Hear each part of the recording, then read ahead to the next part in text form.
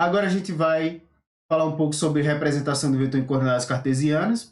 Provavelmente isso aqui não tem no livro de vocês, mas só fica de base aqui a vocês que eu posso representar um vetor em 2 dimensões, eu posso também representar ele no espaço em 3 coordenadas cartesianas. Eu posso representar um vetor ali, além de um plano, como vocês estão habituados. Mas eu vou explicar a vocês um pouco sobre essa notação aqui. K, J, I, ele representa o seguinte: se eu tiver um vetor aqui no meu eixo X, eu vou colocar ele, o versorzinho dele, aqui como sendo I. No Y, se eu tiver no Y, você vai ter o versor J. No eixo Z, eu vou ter um versor K.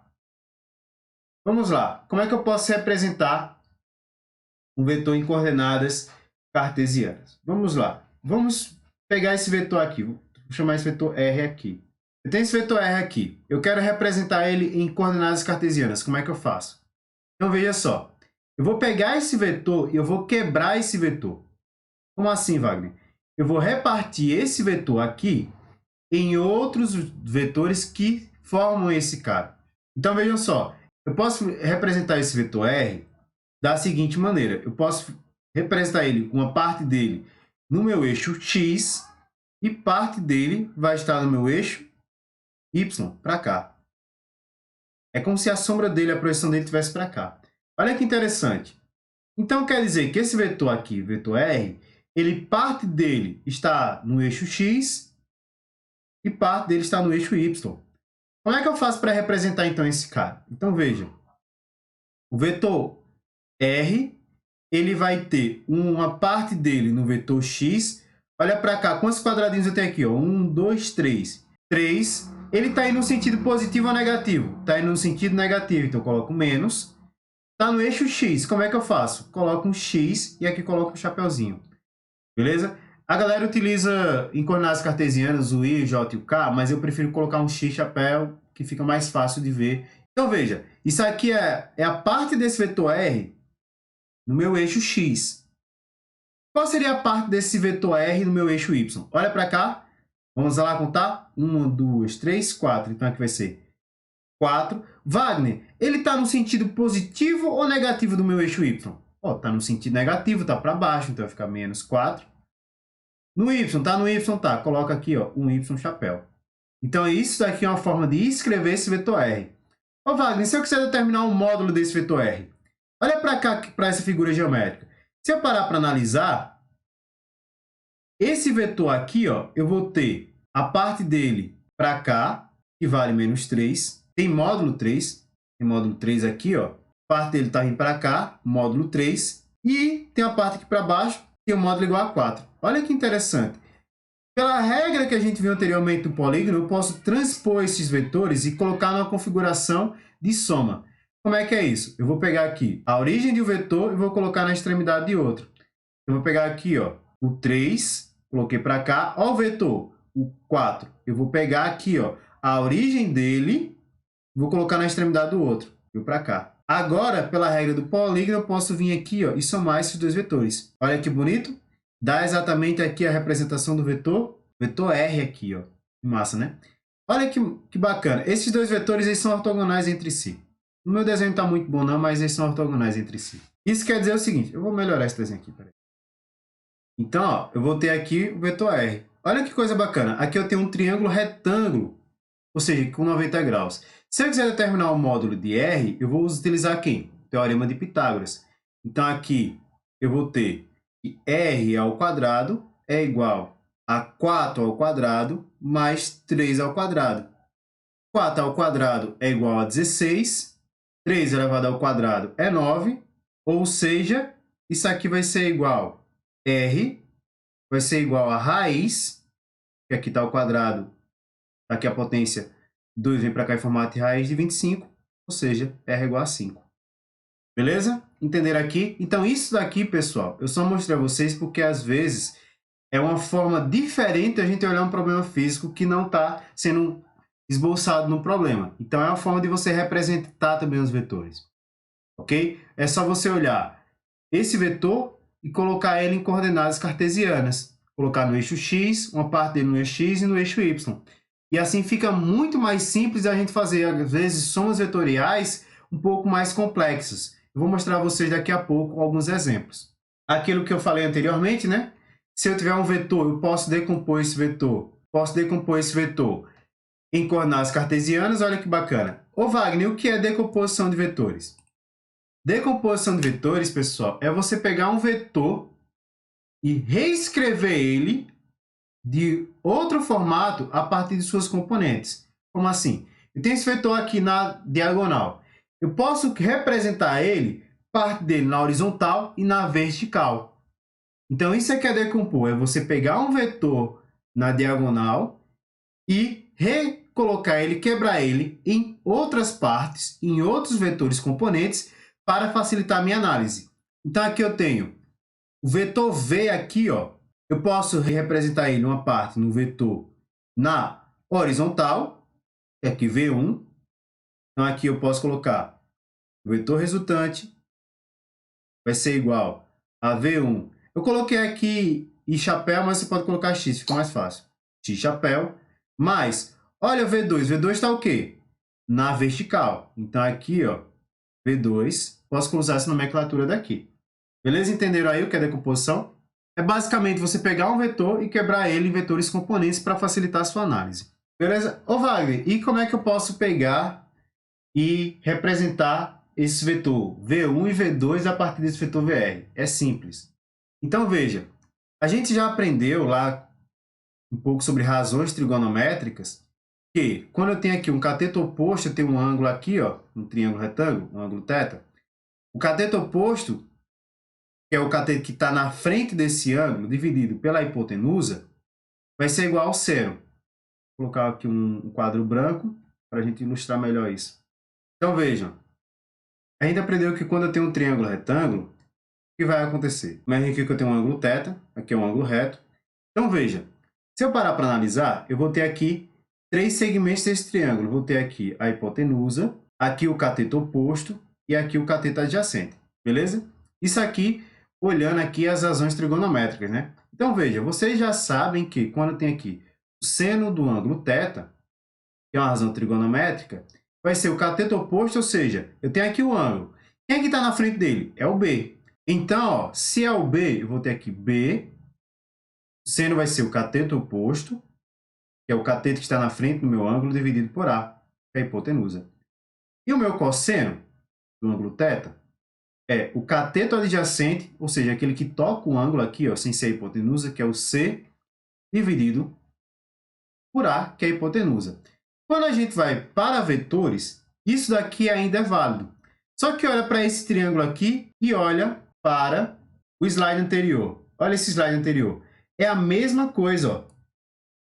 Então, eu posso pegar aqui, posso apresentar VR aqui, ó, como seno.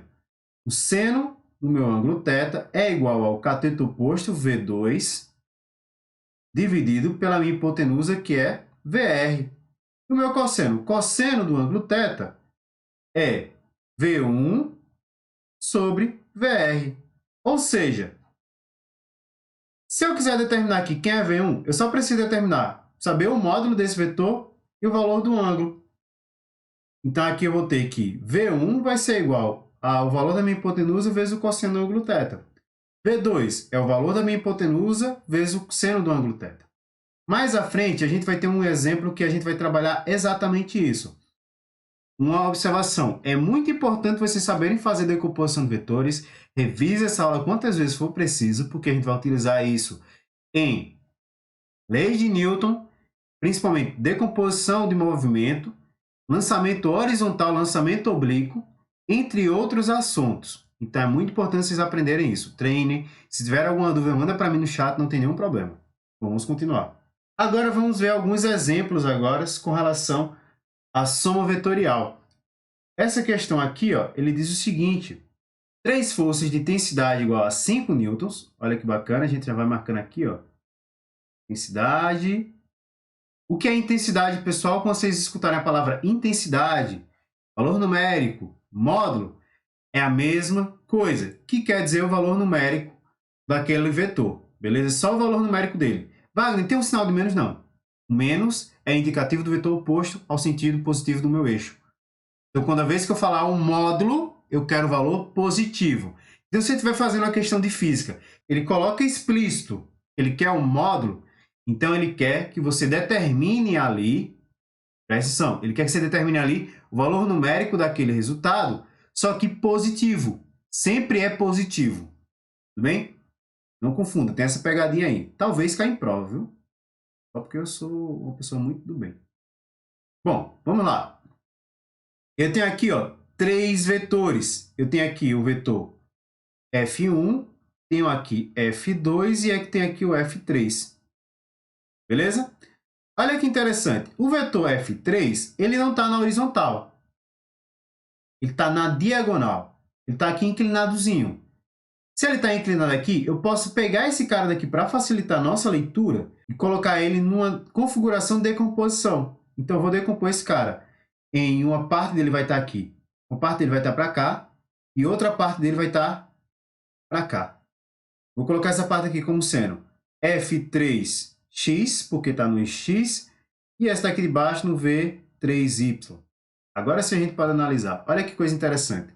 Você lembra que eu ensinei a vocês como fazer aquela leitura de vetores, escrever eles em coordenadas cartesianas?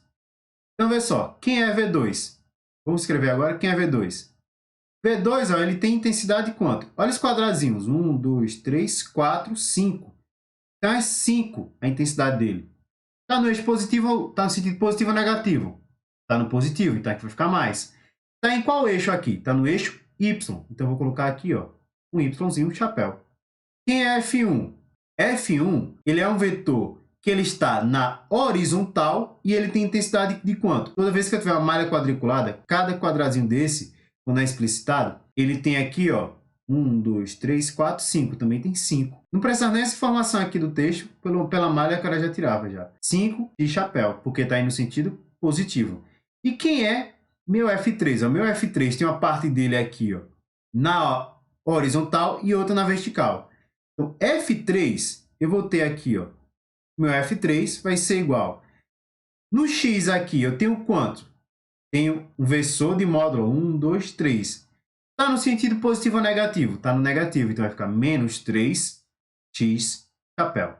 Agora vamos para o outro vetor que compõe ele. Ó, outra parte dele está no eixo Y. Então aqui, ó, 1, 2, 3, 4. Então vai ficar menos, no sentido negativo do meu eixo, 4y chapéu. Quando eu só for somar esses caras aqui, Wagner, agora como é que tu vai somar isso? Está muito complicado. Não tá. Olha que bonito. Coisa linda. Olha isso. O vetor resultante, ou seja, a soma desses vetores, vai ser igual. Eu só vou somar e subtrair, pessoal, nessa configuração, os caras que tiverem no mesmo eixo. Ou seja, eu só vou somar componente x com componente x, componente y com componente y. Olha que massa. Cadê? Aqui, ó. No meu eixo x, eu tenho quem? Eu tenho esse cara daqui e eu tenho esse. Tem aqui, ó, esse cara daqui e eu tenho esse. Eles estão no mesmo sentido ou sentidos opostos? Sentidos opostos. Vou somar ou subtrair? Subtrair. Então, aqui, ó, 5 menos 3, 2. Então, vai ter 2 de chapéu. Tá vendo como é fácil? Vamos agora para o eixo y. Y aqui, ó, tem um F2 para cá e tem no mesmo eixo aqui F3y. Então, vai ser 5 menos, olha que massa, menos 4. Então, aqui vai ficar 5 menos 4, 1, y. Ô Wagner, mas ele pediu um módulo. Você não tem um módulo aqui, você tem a representação desse vetor nesses eixos. Ó, se eles estivessem aqui a mesma direção, eu só iria somar esses dois caras e ia dar 3x. Então, o módulo é 3. Se eu tivesse no eixo y, ia ser 3y. Mas aqui a gente tem um na direção x e outro na direção y. Se eu tenho duas direções contrárias aí, eu tenho que obrigatoriamente fazer o teorema de Pitágoras. Então, isso aqui vai ser o módulo f ao quadrado vai ser igual a 2 ao quadrado mais 1 ao quadrado. Porque a gente tem que representar aqui, ó. Se eu tiver um vetor em coordenadas cartesianas que as suas duas componentes estão em eixos diferentes, faço o teorema de Pitágoras pelos eixos. Então, aqui vai ser força resultante vai ser igual. Deixa eu ver se minha cara está cobrindo aqui o negócio. Tá, deixa eu tirar aqui. Vai ser igual a 2 elevado ao quadrado, 4.